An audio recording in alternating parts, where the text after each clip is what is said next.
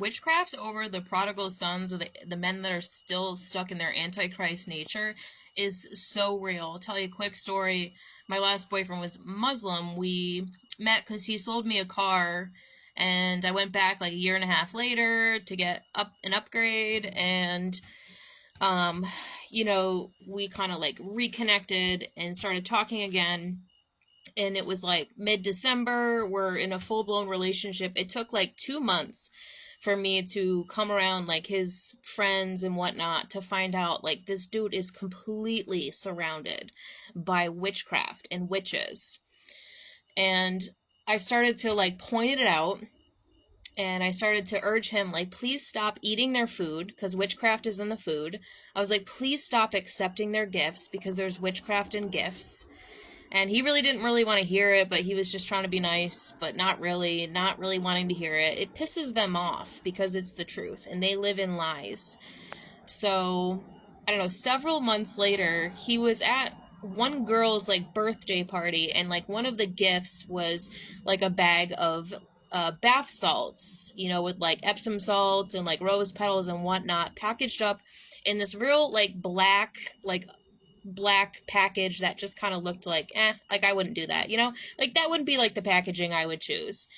And so he brings it over to me as like a gift, slams it on the table, and as soon as he puts it down, I can audibly hear snake tail, like rattlesnake's tails, and I start to smell what smells like rotten fish.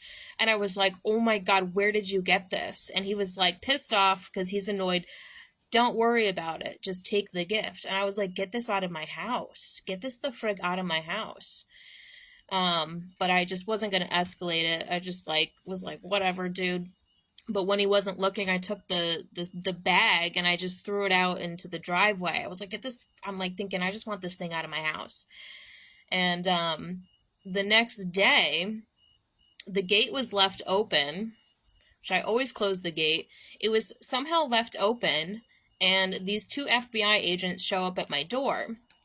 And they're not like the respectable kind, no offense to them. They're kind of like low-level novice FBI agents. And they start questioning me about hating Muslims.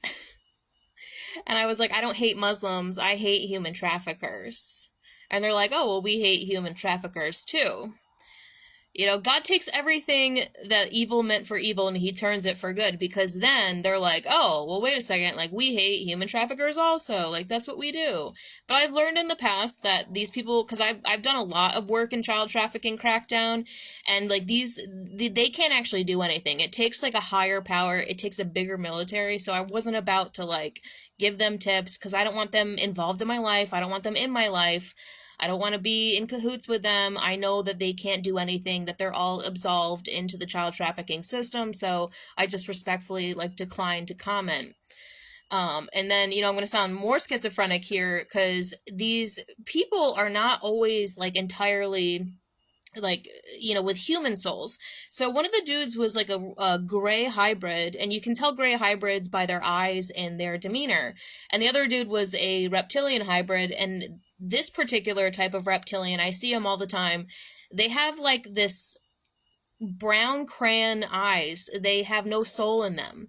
They're just like these brown eyes with just like crayon brown, blank, like flat brown, and there's no soul in the eyes. You look in the eyes and there's no soul.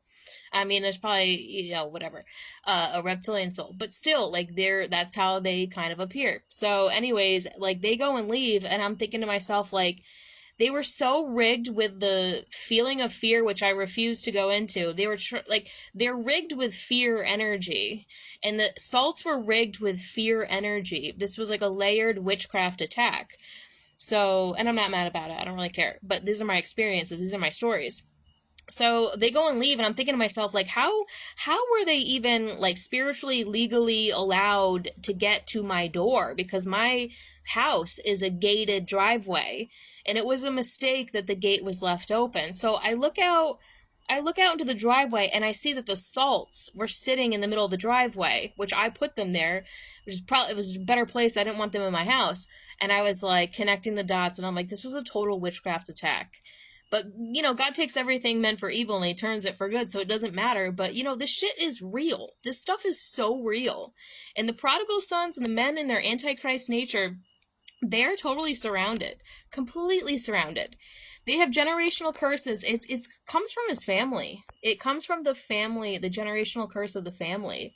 So, this wasn't going to last very long, and it just really kind of lingered on and off, on and off, on and off, because we're so nice. But it's like, seriously, like, if these dudes don't break their familial curses, then, like, we can't do anything with them.